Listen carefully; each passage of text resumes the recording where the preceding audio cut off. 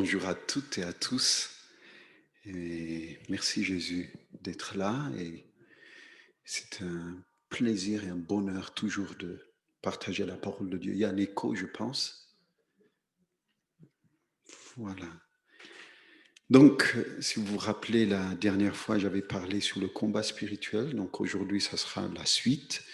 Mais cette suite sera plus que devons-nous faire dans nos vies personnelles. Donc, on va plus travailler sur notre vie personnelle. Et la prochaine fois, on va parler sur le domaine extérieur. Donc, pour le moment, on va faire ça. Mais avant d'aller loin, je vais prier. Père, nous te remercions au nom de ton Fils Jésus, de ce que tu es là, présent. Tu le sais, sans toi, nous ne pouvons rien. Parce que ton Fils a dit, sans moi, vous ne pouvez rien. Seigneur, nous sommes insignifiants face à tout ce que toi tu es. Et dans tout cela, tu nous as aimés au point de faire de chacun d'entre nous tes enfants. Et comme dit ce texte, il n'a pas eu honte de les appeler ses frères. Et Seigneur, sois béni. Seigneur Jésus, sois loué encore.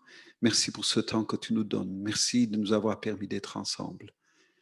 Et c'est pourquoi encore j'amène toutes nos pensées, notre intelligence qui est captivée à autre chose, à ton obéissance. Je renverse toute forme de raisonnement, d'auteur, de forteresse, d'imagination qui se dresse contre la connaissance du Christ dans ma vie et dans la vie de chacun d'entre nous ici présents. Et que personne ne soit privé de tout ce que tu as préparé avant la fondation de la terre. Nous nous attendons de toi, cher Saint-Esprit. Je ne m'attends pas de moi-même ni de quiconque ici, Seigneur. Nous comptons sur toi. Sois les yeux de mes yeux, la bouche de ma bouche, le regard de ton regard et le cœur de ton cœur, et que je puisse partager ce qu'il y a depuis la fondation de la terre, de ce que tu as réservé pour ce jour, pour chacun de mes frères et sœurs, dans le nom puissant de Jésus qui est Seigneur. Je mets le sang de Jésus sur nos vies. Merci pour les ministères d'anges que tu as déployés en notre faveur. Sois béni, Père, et nous croyons que tu entends nos prières et tu nous exauces, et que tu ne nous laisses pas les mains vides. Merci dans le nom de Jésus. Amen. Alors, si vous vous rappelez la dernière fois, bien sûr, je disais qu'on a parlé sur le combat spirituel. J'avais partagé en disant que le vrai combat tourne autour d'une chose, c'est que tu perdes la vérité. Donc, ce que le diable cible comme guerre, c'est vraiment voler cette vérité dans nos vies. J'avais dit qu'il faut poser les bonnes questions. Dans toute guerre, il faut savoir poser les bonnes questions. Où se passe cette guerre? Quand va se passer cette guerre? Comment va se passer cette guerre? Pourquoi cette guerre se passe? Et quelle méthode ou quel objectif a le diable dans cette guerre? Et ça, ce sont des questions qu'on doit se poser. Donc, la difficulté de cette guerre, c'est que humainement, elle n'est pas rationnelle. Parce que nous, on a envie de vivre au travers de nos cinq sens, on veut sentir, on veut dire bah, c'est bon parce que je le sens, et voilà. Mais cependant, cette guerre se passe dans le monde invisible et pourtant, l'Hébreu nous dit toutes choses réelles ont été créées, hein, tout ce que vous voyez sont créés par l'invisible. Et pourtant, il semblerait irrationnel. Et en même temps, aujourd'hui, les scientifiques disent que nous sommes des produits d'atomes, n'est-ce pas? Donc, c'est quelque chose d'invisible qui a fait de nous de ce que nous sommes. Nous sommes donc des amas d'atomes, hein, vraiment serrés et qui a donné ce que nous sommes. Et de tout ce que vous voyez, ce sont des amas d'atomes selon comment dirais-je, la puissance de serrage ou bien de pression qui est sur ces atomes. Cependant, cette guerre, souvent les gens ont pensé, hein, si j'ai dit la dernière fois, j'avais dit que dans cette guerre, ce qui se passe, c'est que nous ne pensons pas que le fait de vivre dans l'amour, dans la vérité, c'est un combat spirituel. J'avais dit, celui qui résiste au péché, hein, il a combattu le bon combat. Donc le combat, c'est le fait de se battre contre le péché, c'est un combat spirituel. J'avais dit aussi le fait de ressembler à Jésus dans sa douceur, dans sa patience, dans sa générosité. À chaque fois quand tu te forces à ressembler à Jésus, tu es en train de faire un combat spirituel. Et en même temps aussi, j'avais dit, dans Apocalypse, vous le trouvez, chapitre 12, il dit, ils l'ont vaincu à cause du sang de l'agneau. Vous savez, on vient de prendre la Sainte Seine. Le sang de l'agneau, c'est un des combats spirituels. C'est pourquoi chaque fois, quand on prend le pain et le vin, on fait une guerre spirituelle. On ne pense pas que ça se passe comme ça. Vous savez, la vie ne réside qu'en Dieu seul. Ne pensez pas que le fait de marcher, de boire, de regarder ou de parler fait de vous des gens qui vivent. C'est pour ça un jour, un des disciples, un homme est venu voir Jésus, il lui a dit, je veux te suivre, mais avant, il faut que j'aille enterrer, et après quoi, je viendrai te suivre. Jésus lui dit, laisse les morts enterrer leurs morts. Mince alors. Pourtant, cet homme vivait, donc si les autres enterrent un mort, c'est que quand même il bougeait, il mangeait, il regardait, il voyait. Non, Jésus disait, mais c'est pas cette sorte de vie que je te parle. Donc, cette vie que nous avons reçue, c'est une autre vie. Et cette vie, elle ne réside qu'en Jésus seul. Parce qu'il était le seul à vivre éternellement. Donc, quand on dit nous recevons la vie éternelle, ça veut dire nous partageons la vie qui réside qu'en Dieu seul. Vous vous rendez compte? Ça veut dire qu'il était le seul à vivre, il est toujours le seul à vivre éternellement. Il a voulu partager sa vie avec nous. Donc, d'un seul coup, une dimension de vie que nous ne connaissons pas a pénétré nos cœurs. Et on a commencé à vivre sa vie. C'est pour ça que quand vous prenez le pain et le vin, il est en train de dire, vous vivez ma vie à moi. C'est une autre vie que vous ne pouvez pas vous rendre compte, qui est hors de ce qu'on appelle le chronos, de ce temps actuel. Donc, c'est une autre forme de vie. Et en même temps, cette sorte de vie ne se trouve pas dans le diable. Il n'a pas de vie, vous savez. Le diable n'a pas la vie. La vie est en Christ. C'est pour ça que la Bible nous dit, il est le chemin, la vérité, la vie. Donc, la vie est une personne. La vie, c'est Dieu lui-même. Donc, cette vie n'existe pas dans toutes ces puissances des ténèbres. C'est pourquoi il cherche à tout prix à sacrifier. Parce que le texte biblique nous dit, dans le sang, il y a la vie. Même si ce n'est pas la forme de vie que nous vivons, il y a une autre forme de vie qui lui permet de bouger de sa dimension dans notre dimension au travers de ce sacrifice qui se passe. OK? Donc, c'est pour ça, souvent, vous entendez, quand il y a des choses, des sorcelleries et tout ça, ils font des sacrifices des bêtes ou des humains, justement pour venir dans notre dimension. Ils ne peuvent pas venir dans notre dimension sans passer par cette forme de vie qu'ils boivent au travers du sang. Donc, parce que dans le sang, il y a la vie. Il y a deux mots dans la Bible qui amènent la vie.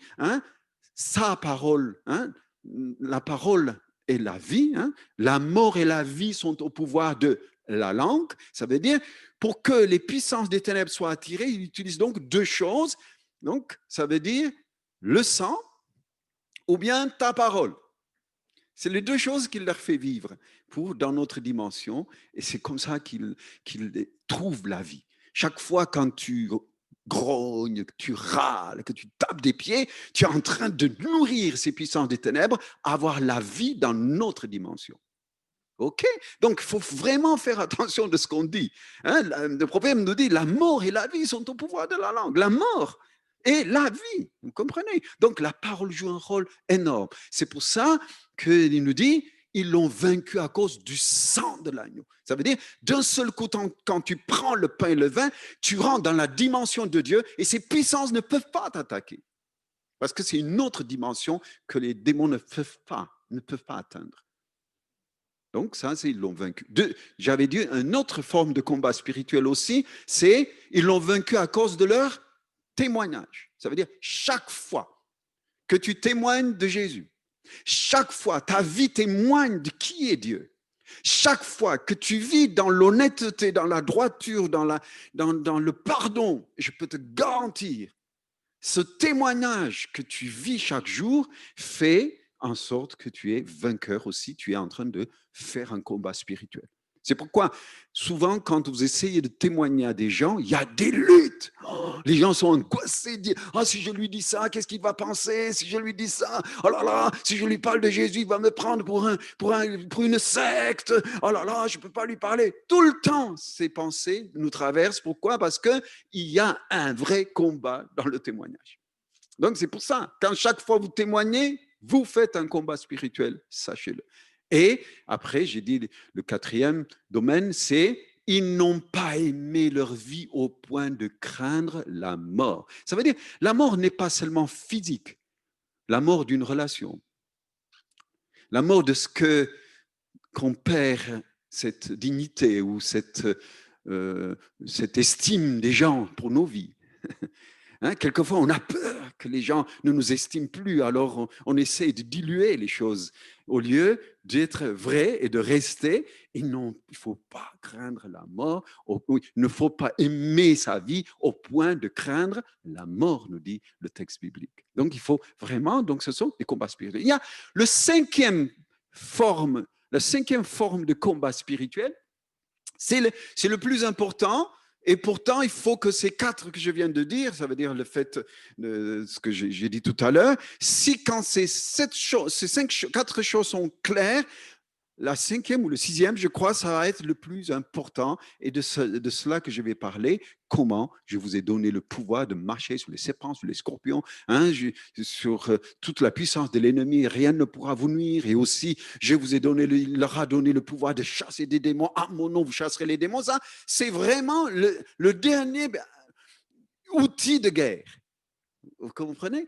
Mais il faut d'abord, tout ce que je viens de dire, le fait d'être honnête, de se battre contre le péché, de ressembler à Jésus, de ne pas craindre au point, de ne pas aimer sa vie au point de craindre la mort, le fait de témoigner, le fait aussi que le sang de Jésus dans ta vie coule dans tes veines, et que tu crois que tu fais partie de la famille de Dieu. Ça, quand c'est bien inclus, à ce moment-là, après, tu peux agir pour dire, ils chasseront les démons. Et amen.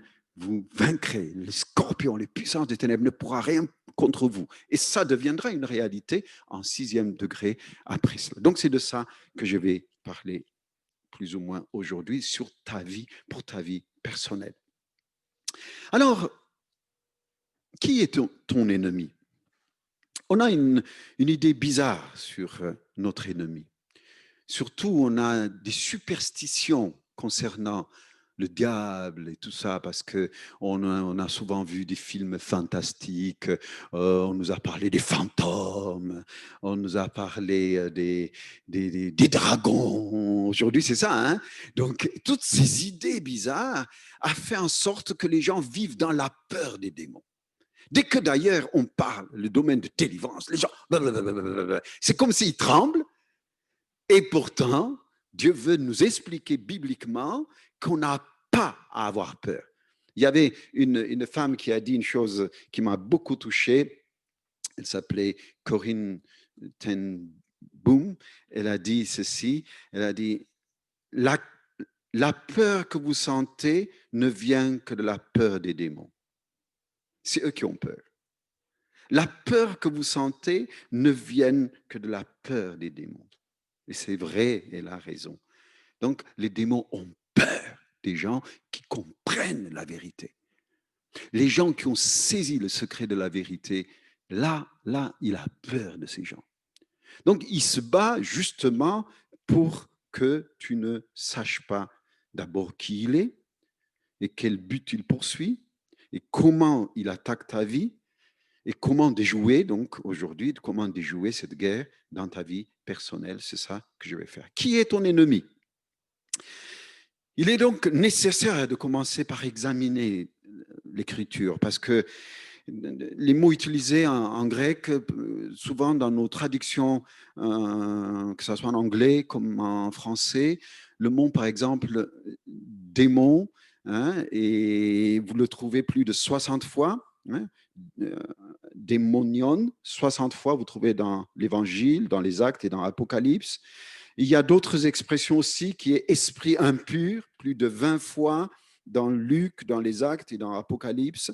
Il y a d'autres formes d'expression aussi, esprit méchant, 6 fois dans Luc et dans les Actes. Il semble en tout cas que ces trois expressions désignent la même chose parce que ces esprits sont impurs et ils sont méchants. Donc, qu'importe la manière dont on les nomme, mais ils jouent ce domaine. Mais il y a une autre traduction aussi, c'est au niveau le mot posséder que vous trouvez dans beaucoup de nos Bibles. Mais le texte grec ne dit pas du tout posséder. Le texte dit sous l'influence de. C'est ça, démoniser, d'ailleurs en anglais, demonized, c'est être sous l'influence des démons. Ce n'est pas être possédé par des démons. Et on a fait peur les gens en disant « Oh là là, il est possédé !» Non, c'est être sous l'influence des démons. Ces influences des démons démoniaques ne sont pas obligatoirement à l'intérieur de vous, puisqu'une influence peut se passer selon. Et en même temps, si vous avez bien remarqué, le diable a essayé même à notre Seigneur de l'influencer. Donc, ne vous soyez pas meilleur que lui. Si le diable a essayé de dire à Jésus, tu sais, tu peux te changer la pierre en pain, mange, c'est ta faim, tiens, il est écrit que tu as l'autorité. Il lui mentait pour l'influencer. Parce qu'il voulait le pousser à pécher. À Ève, il ne l'a pas attrapé au cou pour lui dire, tu manges de cet arbre de la connaissance du bien et du mal. Il l'a influencé. C'est tout ce qu'il a fait. Donc, cette influence, c'est vraiment l'outil préféré. Quelquefois, cette influence naît avec vous. Ça veut dire, c'est quelque chose qui est ancestral, qui peut naître dans vos vies malgré vous, vos caractères, vos personnalités, votre façon de penser ou de réagir, et quelque chose qui peut être vraiment ancestral depuis des générations et des générations. C'est pourquoi certains peuples ont une façon de penser, certains d'autres ont une autre façon de penser. Vous allez en Angleterre, ils n'ont pas la même façon de réfléchir ou de parler ou de penser parce que cette influence démoniaque est tellement ancrée dans leur vie. On dit ça, des démons qui naissent avec. C'est pour ça, un jour, quand Jésus a vu cet homme qui a amené son fils pour que ses disciples chassent ce démon, la Bible nous dit que ce démon, que les disciples n'ont pas pu chasser ce démon. Alors, ils étaient inquiets. Et cet homme amène à Jésus, il lui dit, j'avais amené auprès de tes disciples mon enfant, mais ils n'ont pas pu chasser ce démon. Et Jésus pose une bonne question, il lui dit ceci, il lui dit, depuis quand ce garçon vit ce problème? Et la réponse du Père, c'est là que vous trouvez la clé, il dit, depuis sa petite enfance. Ça veut dire que c'était un démon qui était générationnel, qui était né avec lui, qui connaît parfaitement la famille.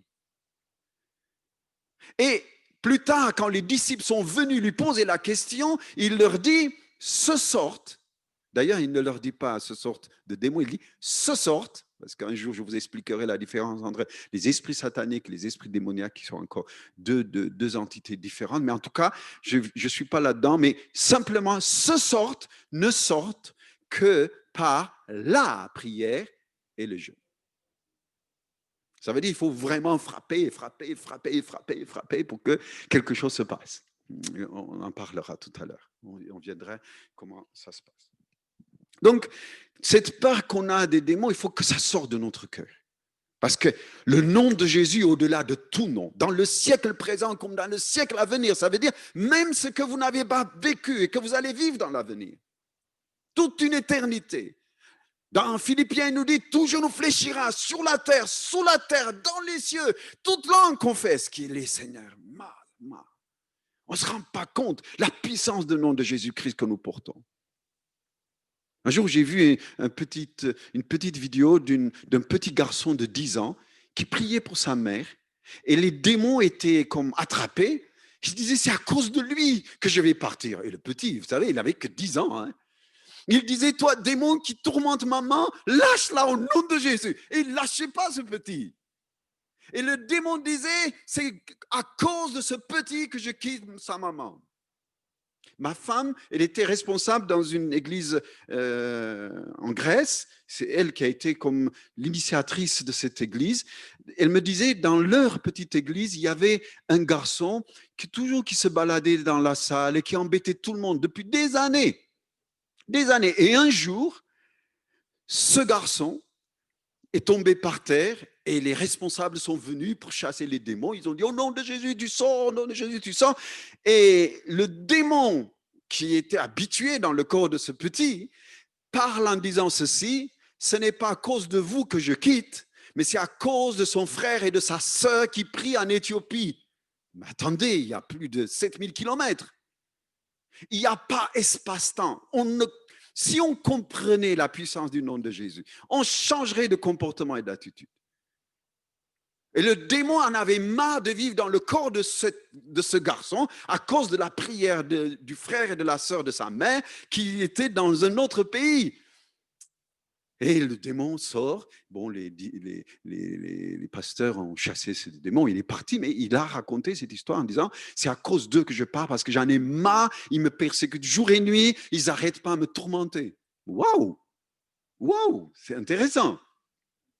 Donc, dans le monde invisible, il y a une forme de protocole.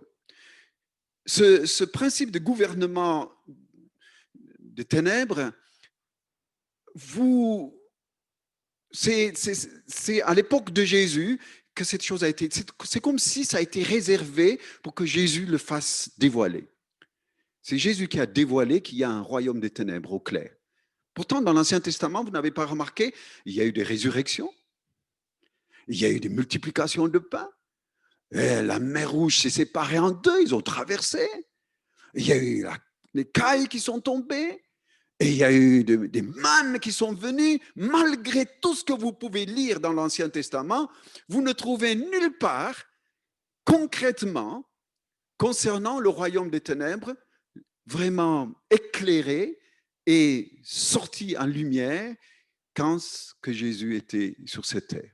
En fait, c'est comme si ce domaine était réservé pour Jésus pour démontrer comment ça se passe et quelles sont les autorités que nous pouvons avoir. Et en même temps, plus tard, il leur donne le pouvoir à ces mêmes disciples de chasser des démons. La Bible nous dit, il induit les chasser des démons.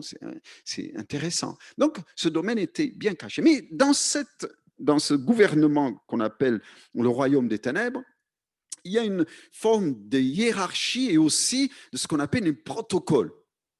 Donc, le premier, je dirais, ce que dans Apocalypse chapitre 20, vous le trouvez, verset 9 à 10, Apocalypse chapitre 16, verset 13 aussi, il y a la trinité satanique qu'on appelle la bête, le diable ou Satan et le faux prophète. Ça, c'est la trinité diabolique. Ça existe, donc c'est le premier rang, c'est le plus haut rang, comme nous, on a.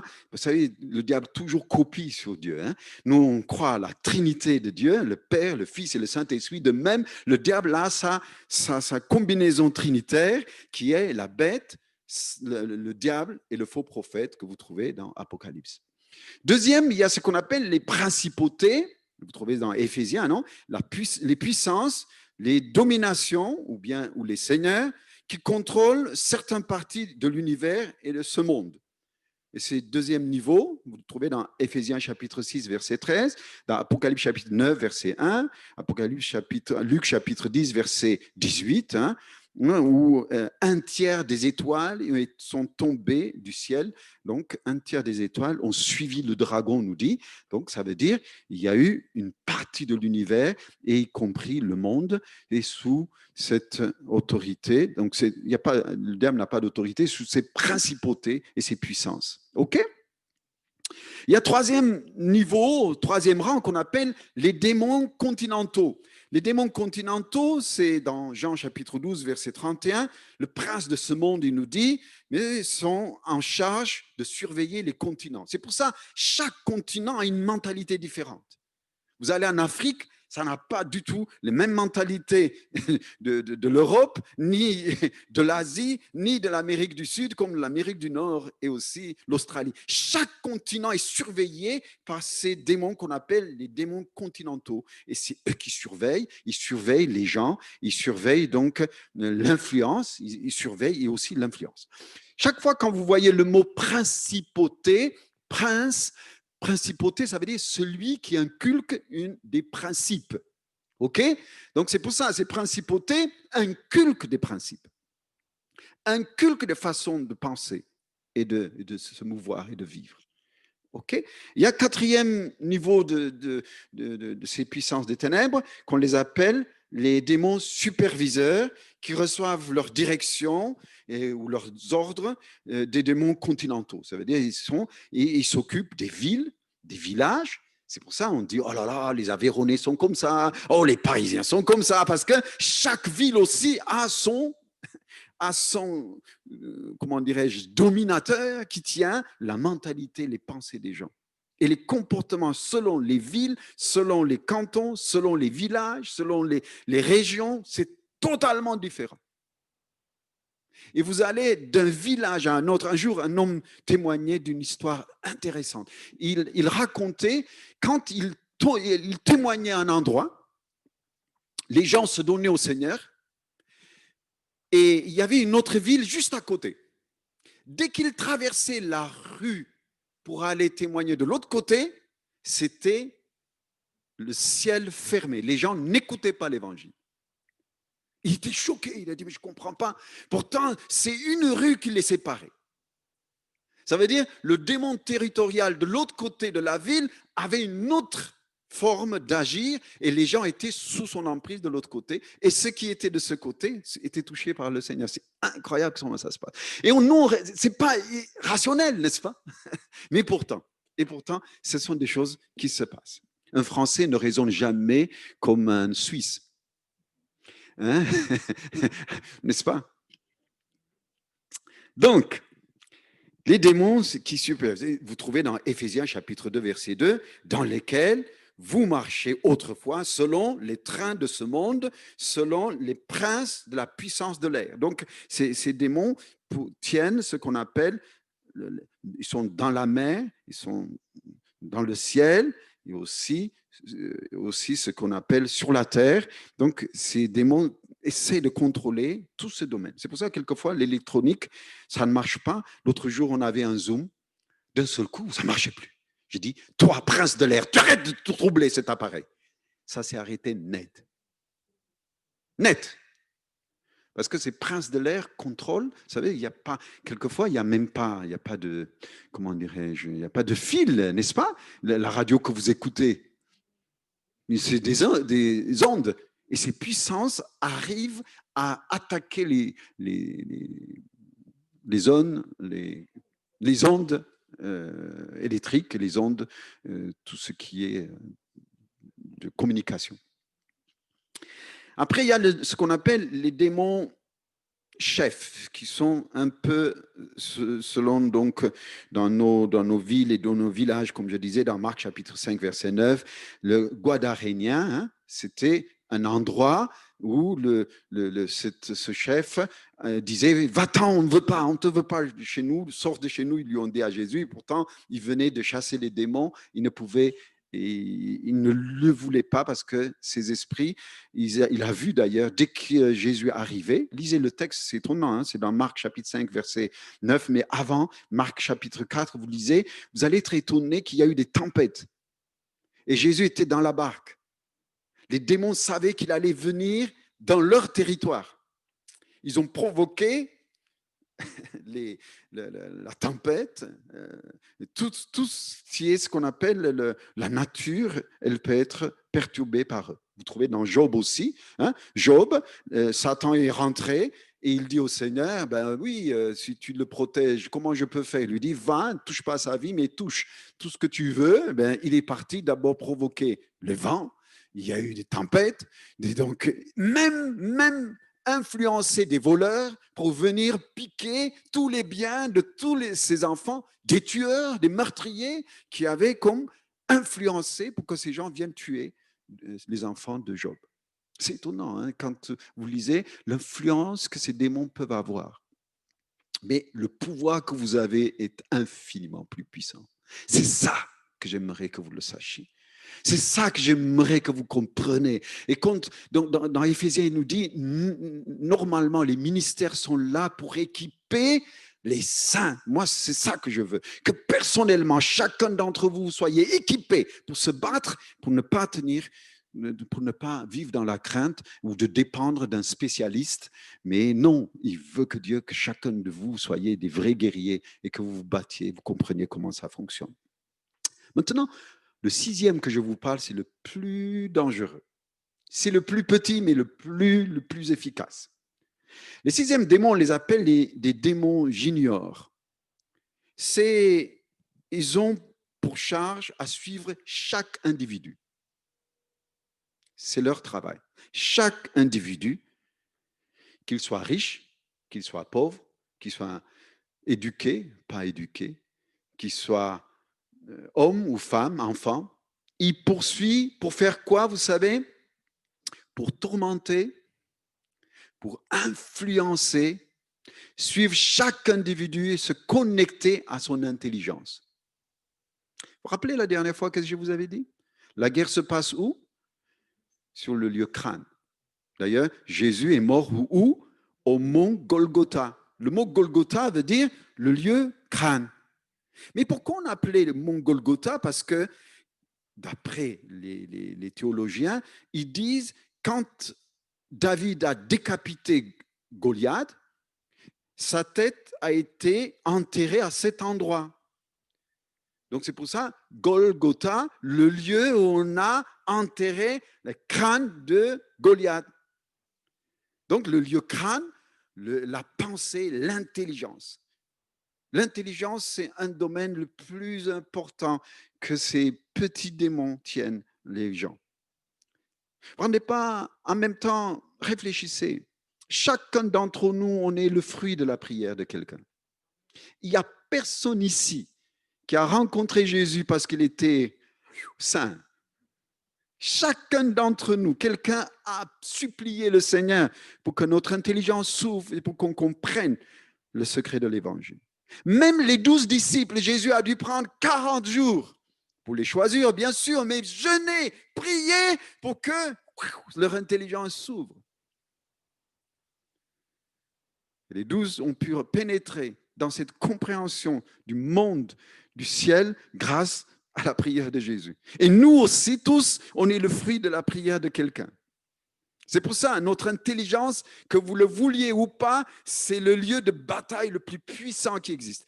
Vous ne m'entendez jamais prêcher avant d'amener les pensées qui sont captivées, ces puissances des ténèbres, être ouverts pour que vous compreniez les secrets de l'évangile. Je fais toujours ça parce que j'ai compris depuis ma jeunesse, depuis mes parents spirituels, que ce combat se passait dans l'intelligence. Et c'est ma guerre quotidienne. Et on en parlera tout à l'heure. OK. Donc, ces démons, ils se poursuivent donc pour tourmenter, pour influencer, pour causer des douleurs. Ils utilisent des moyens comme armes le mensonge, les luxures, la colère, la haine, la jalousie, la paresse, la convoitise, la rivalité, la compétition, le vol, la pornographie, les meurtres, la peur, le stress, l'inquiétude, le bavardage, les critiques. Donc, vous trouvez dans Matthieu chapitre 7, versets 21, 23, car il nous dit les meurtriers, les vols, les cupidités, la méchanceté, les fraudes, les dérèglements, les regards envieux, la jalousie, l'orgueil, la folie, toutes ces choses, nous dit dans Matthieu chapitre 15, verset 19, verset 20, faux témoignages, dans Galates chapitre 5, verset 19 à 21, où les œuvres de la chair sont manifestes, ce sont des impudicités, des impuretés, des dissolutions, les idolâtries, la magie, l'inimitié, les querelles, les jalousies, les animosités, les disputes, les divisions, les sectes, l'ignominie, les excès de table et les choses semblables, nous dit ce texte. Donc, les démons utilisent tous ces moyens pour captiver ton intelligence, pour t'influencer, pour créer en toi des douleurs et des stress et d'angoisse dans ta vie.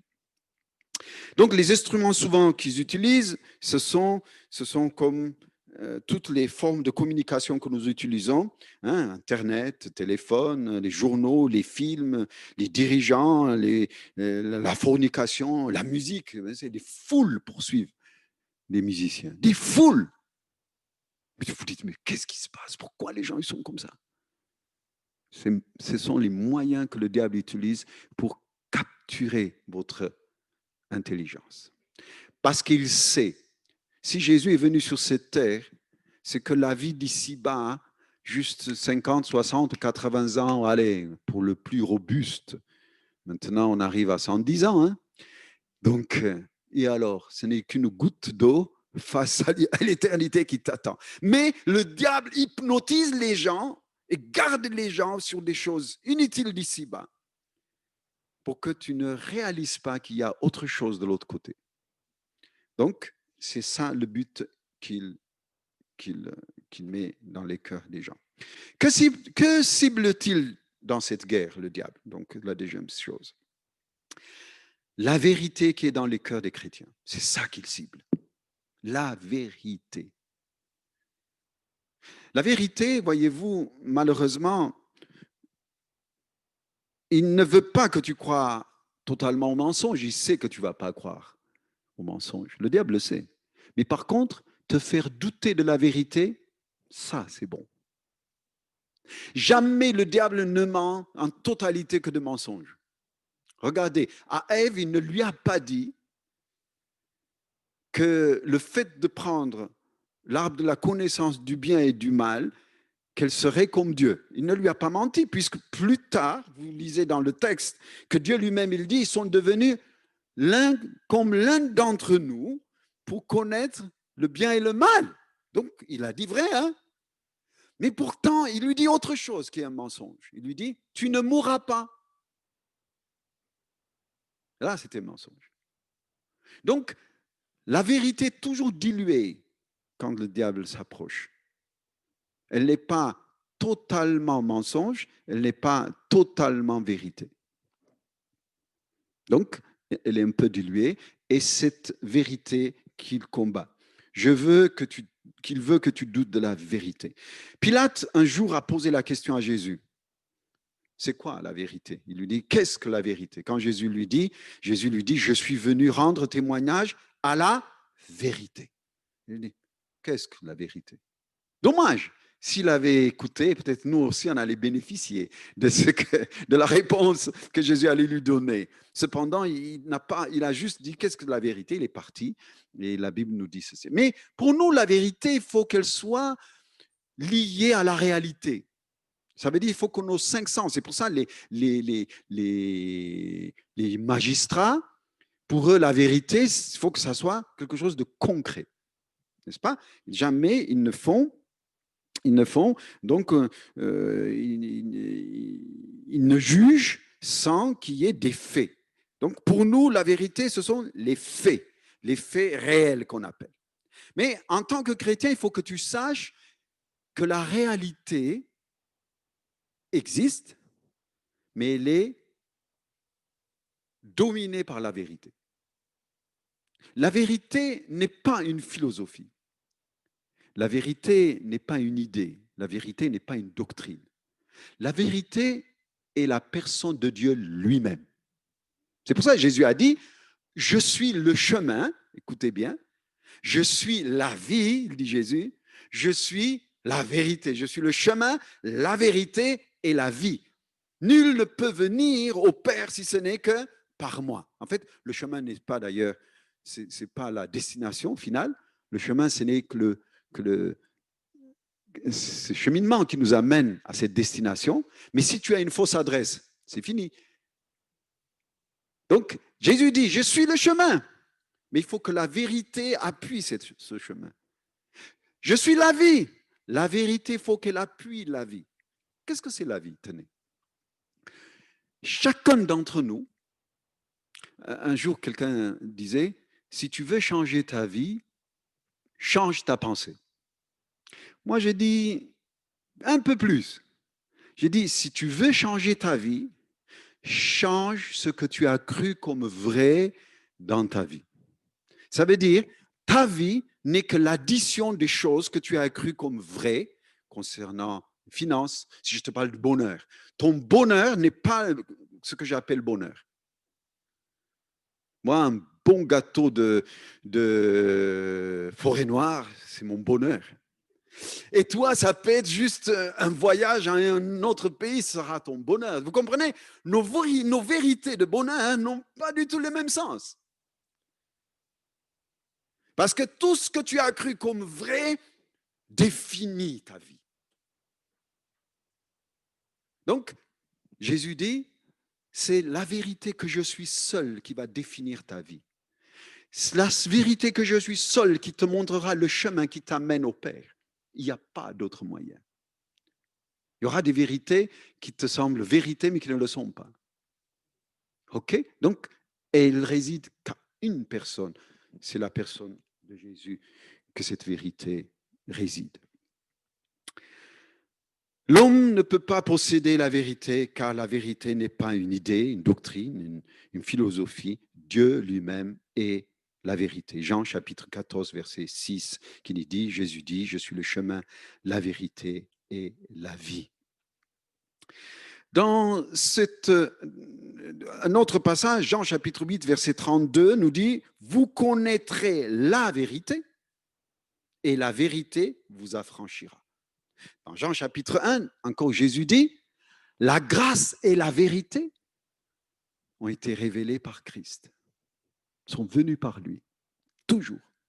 Encore d'autres textes intéressants. Sanctifie-les par ta vérité. Ta parole est la vérité. Il n'y a aucun autre moyen pour être sanctifié si ce n'est que par cette vérité de sa parole. Amen.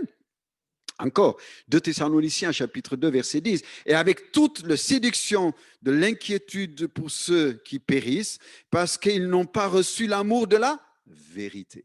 Pour être sauvés, ça veut dire qu'il n'y a aucun autre moyen. La vérité est une personne et c'est le seul, vous comprenez, quand vous avez Jésus. Et c'est ça que le diable a comme cible essentielle. C'est détrôner la vérité dans ton cœur. Enlever Jésus de ton cœur. Te faire te décevoir. Tu as prié, tu n'as rien reçu. Mince alors, est-ce que Dieu m'écoute toujours? L'autre jour, j'étais avec mon épouse, on venait juste de prier en disant, merci Jésus qu'on n'appelle pas mon épouse, d'ailleurs aujourd'hui elle est de garde, qu'on n'appelle pas mon épouse aux gardes. On n'a pas fini notre prière, le téléphone sonne. En disant, il y a quelqu'un qui est dans les besoins, venez vite. Oh mince! J'ai dit, non, ne dis rien. Vous comprenez? Toujours pour vous décevoir, pour vous meurtrir à l'intérieur, pour vous décourager. Il fait tout pour que la vérité, elle ne soit pas stable dans votre cœur. C'est un combat continuel. OK? Donc, le lieu du combat, j'ai dit tout à l'heure, c'est notre intelligence. Mais voilà ce que j'aimerais donc partager maintenant pour votre vie personnelle. Comment on fait? Tout à l'heure, je vous ai dit, ça fait des années que je prie cette prière de 2 Corinthiens chapitre 10, car les armes avec lesquelles nous combattons ne sont pas charnelles, mais elles sont puissantes par la vertu de Dieu pour renverser des forteresses. Vous croyez que cette forteresse, ce sont votre façon de penser? Ce passage nous parle du domaine des démons, des esprits qui mettent des forteresses. C'est eux qui nous mettent des forteresses dans notre tête. Quelle sorte de forteresse? Tout ce que tu crois comme vrai qui est dans ta vie et qui ne sont pas des vérités. Ce sont des forteresses. C'est pour ça que quelquefois, des gens, quand vous leur dites, ben écoute, tu sais, Dieu existe, tu dis, mais non, tu dis n'importe quoi. C'est pas subjectif ton truc, c'est pas réel. Parce que si Dieu existait, pourquoi il y aurait tant de guerres? Vous savez, ils raisonnent comme ça. Et ce sont des forteresses, mais ce sont des choses mises dans ta tête par ces puissances des ténèbres. Et ce texte continue. Nous renversons les raisonnements. ou bien les imaginations, nous dit en anglais. Et toute hauteur qui se lève contre la connaissance de Dieu, et nous amenons toute pensée qui est déjà captivée. Ça veut dire ton intelligence, que tu le veuilles ou pas, est captivée. Maintenant, ça vous est jamais choqué que Jésus nous apprenne une prière, la prière du Notre Père que vous connaissez. D'ailleurs, justement, cette prière devait être une prière quotidienne. Notre Père qui es aux cieux, que ton nom soit sanctifié, que ton règne vienne, que ta volonté soit faite sur la terre comme au ciel. Donne-nous aujourd'hui notre pain quotidien. Pardonne-nous nos offenses comme nous pardonnons aussi à ceux qui nous ont offensés.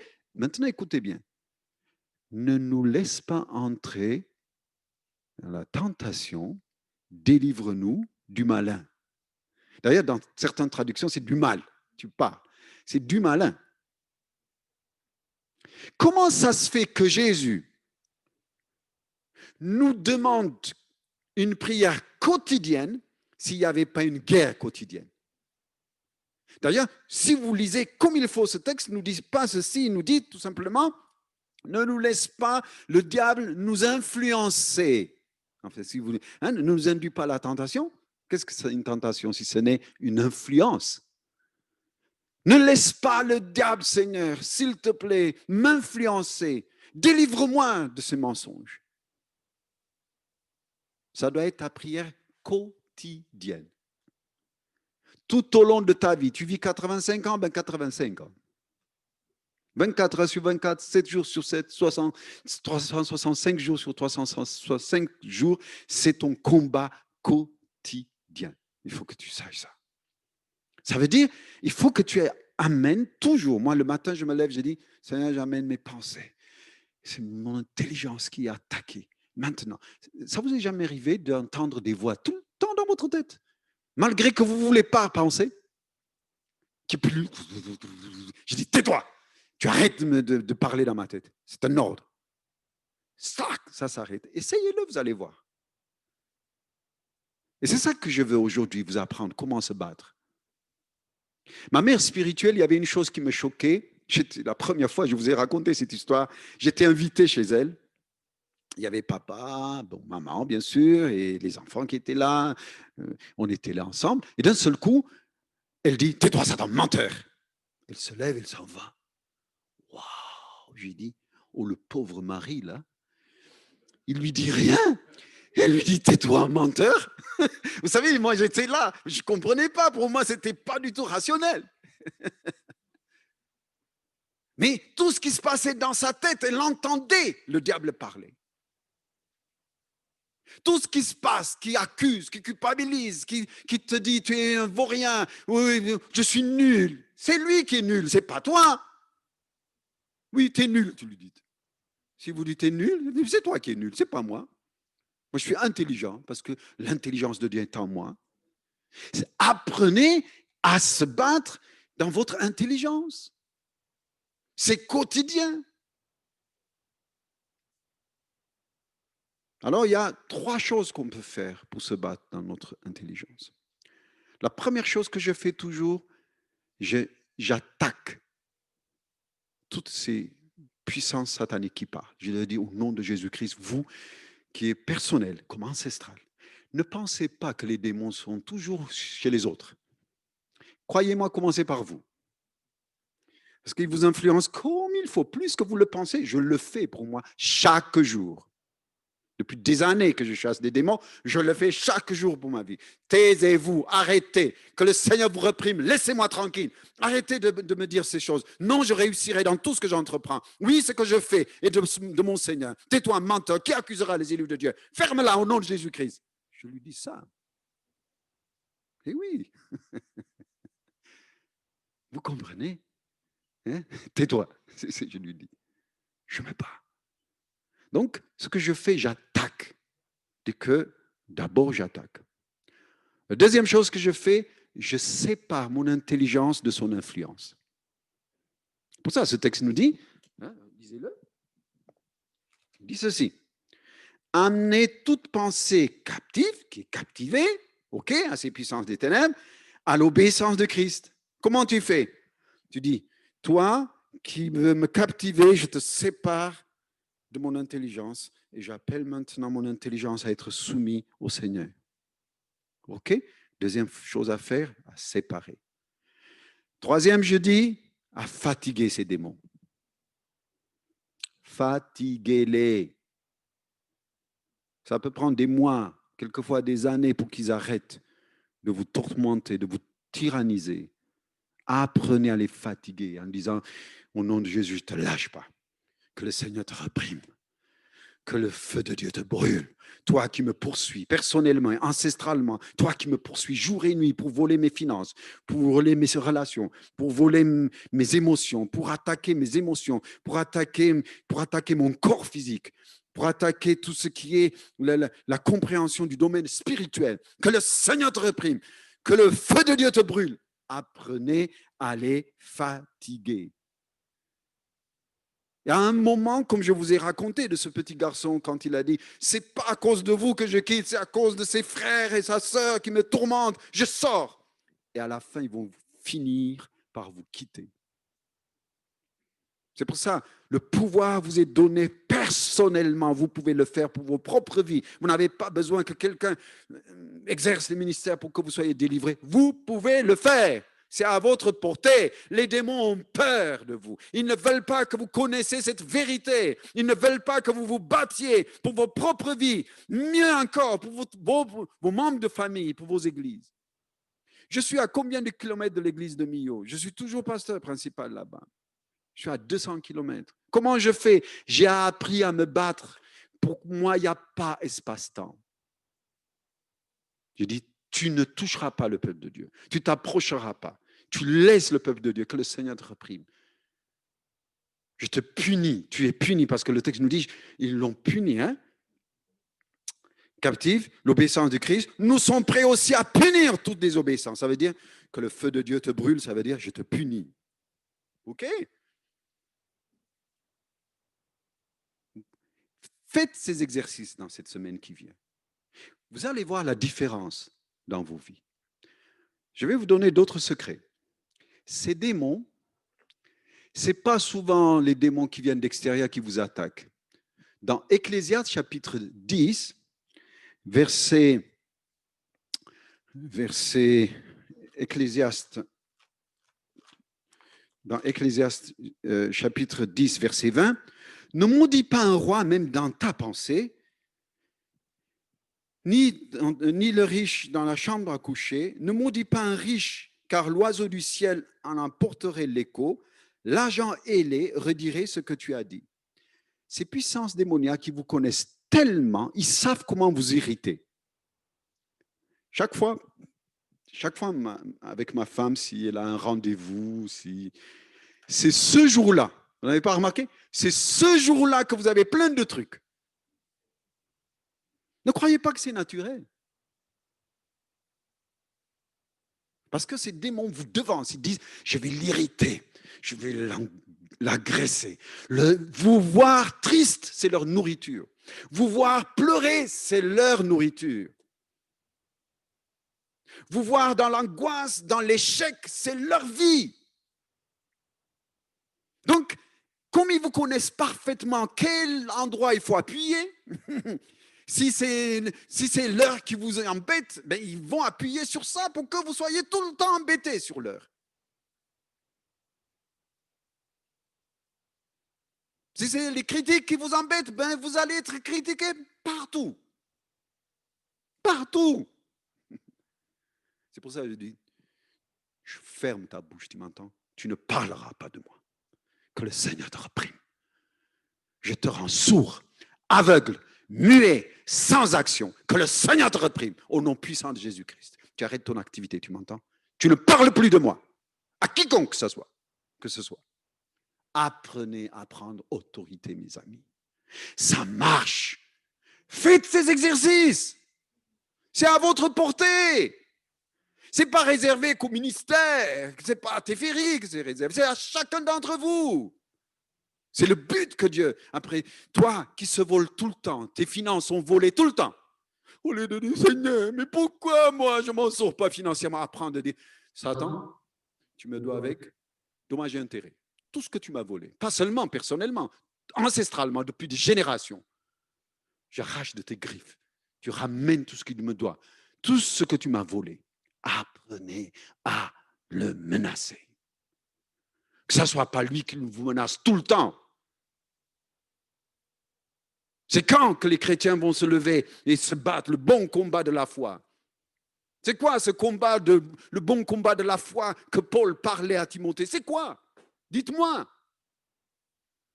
Si ce n'est de comprendre que la guerre se passe dans votre intelligence et que le diable veut toujours vous influencer.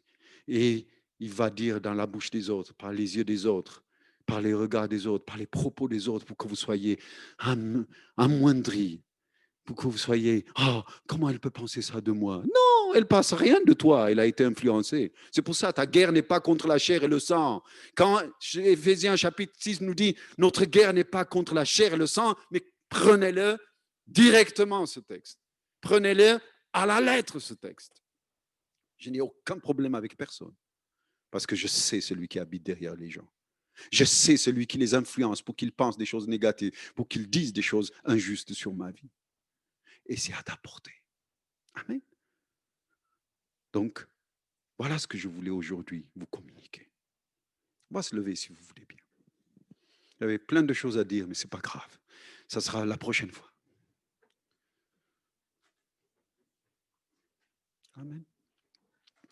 Alors, que votre prière quotidienne soit le fait de dire, j'amène toutes mes pensées. Oh là là. Mon intelligence qui est sous l'emprise du malin. Je t'interdis de me mentir à mon épouse, de mentir à mes enfants, de mentir, d'essayer de me voler. Il y a 5 endroits qui volent, que j'ai dit la dernière fois, le domaine spirituel. Toi qui dis, j'ai eu plein de promesses spirituelles, mais comment ça se fait que ces promesses spirituelles n'arrivent pas dans ma vie? Eh bien, c'est le diable qui a retenu. Tu n'as pas vu pour Daniel? 21 jours, il faut qu'il se batte pour que le ciel s'ouvre et que l'ange vienne lui dire, depuis le jour où tu as eu à cœur de prier, j'avais entendu, sauf que 21 jours, ça m'a pris pour venir t'en parler. Toi, après 2 jours, tu as tout lâché. Tu comprends? Donc, qui tient tes domaines spirituels. Il y a un autre domaine qu'il tient, c'est le domaine financier. Domaine financier, c'est là que tu dois te battre. 3e domaine, il te tient, c'est le domaine émotionnel. Te dire, tu vois, stressé, toujours malheureux, je suis jamais le sourire. Les gens, quand ils te voient, ils ont envie de te fuir. Attends, il faut que ça change. Hein? Jusqu'à quand tu vas continuer comme ça à subir? Les relations, mais aussi domaine relationnel. Domaine physique, des douleurs. Apprends à dire, cloche mes os. Aucun cancer est dans mon corps. Tu m'entends? Je suis le temple du Saint-Esprit, je ne suis pas le temple du cancer. Que le Seigneur te réprime, que le feu de Dieu te brûle. Menteur! Apprenez à se battre au lieu de dire j'espère que je n'ai pas le cancer. Tout le monde en a le cancer. Moi, pas non. Moi, non. On se bat. On se bat. On ne laisse pas le diable nous mentir. Parce que plus tu crois, plus ça devient une réalité en toi. Tu auras le fruit de ta bouche, le fruit de ta parole.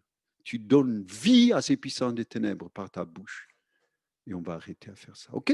On va prier alors sur ces 5 domaines, vous voulez bien? Seigneur Jésus-Christ, avec moi si vous voulez. Seigneur Jésus-Christ, je crois que tu as entendu ma prière. Je crois qu'aujourd'hui, tu es là présent dans ma vie. Merci d'avoir fait de moi ta demeure. Et j'ai cette assurance qu'en ton nom, tout genou fléchisse sur la terre, sous la terre, dans les cieux, et toute langue confesse que tu es Seigneur. C'est pourquoi j'ai la foi aujourd'hui que tous les mensonges qui tiennent ma volonté, qui tiennent mon intelligence, qui se battent dans mon intelligence, qui m'accusent jour et nuit, j'interdis maintenant, dans le nom de Jésus-Christ, de me tourmenter, de me tyranniser, de m'accuser, de me culpabiliser, de me voler, dans le nom puissant de Jésus-Christ. Tu arrêtes ton activité, tu lâches mon cœur, tu lâches mon corps, tu lâches mon esprit, tu lâches le domaine spirituel de ma vie, tu lâches le domaine financier de ma vie, tu lâches le domaine relationnel de ma vie, tu lâches le domaine physique de ma vie, tu lâches le domaine émotionnel de ma vie. dans le nom puissant de Jésus-Christ. Et tu arrêtes ton activité sur moi, sur mes enfants et sur mon époux, mon épouse, sur tous les membres de ma famille. Aucun d'eux ne se perde. Tous goûteront le salut et le pardon de leurs péchés au nom puissant de Jésus-Christ. Je le crois et je le confesse. Et je sais que mon Dieu est un Dieu de parole. Sa parole est la vérité et je me confie en lui. Amen. Amen. Merci Jésus. Amen. Merci Père. Je te remets tout ça entre tes mains. Aide-les. Vraiment, Saint-Esprit, aide-les à mettre en pratique chaque jour, de voir que ces puissances ont peur d'eux, plus qu'eux ont peur de lui. Qu'ils le sachent, qu'ils n'ont rien à craindre. Seigneur, aucun malheur ne t'arrivera, comme tu as dit. Tu as donné les ordres à tes anges pour nous garder dans toutes nos voies, de peur que nos pieds ne heurtent contre une pierre. N'as-tu pas dit, je vous ai donné le pouvoir de marcher sur les serpents, sur les scorpions, sur toute la puissance de l'ennemi? Rien, mais tu as dit rien, rien ne pourra vous nuire. Et la parole est la vérité. Rien ne pourra nous nuire. Et c'est pourquoi, Seigneur, rassure ton peuple aujourd'hui dans le nom puissant de Jésus-Christ, Seigneur. Amen.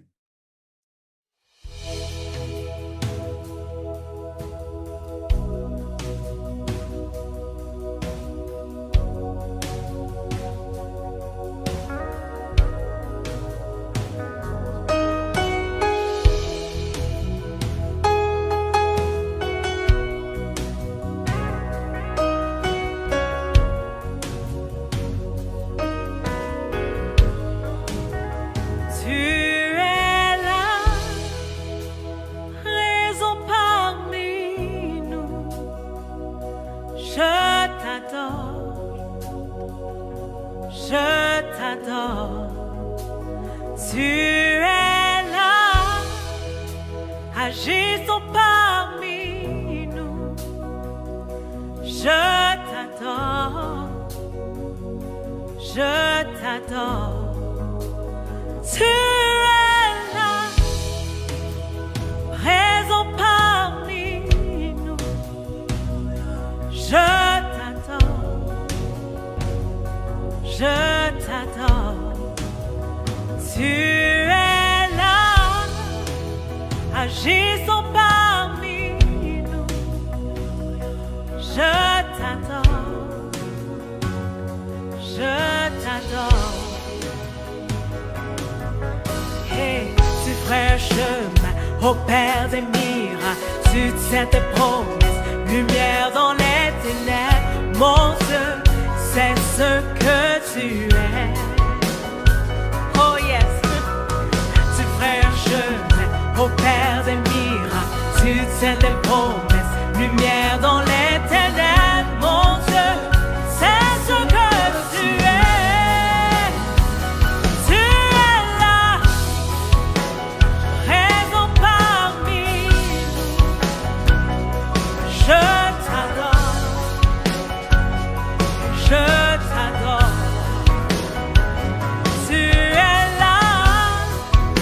Restaure les cœurs brisés.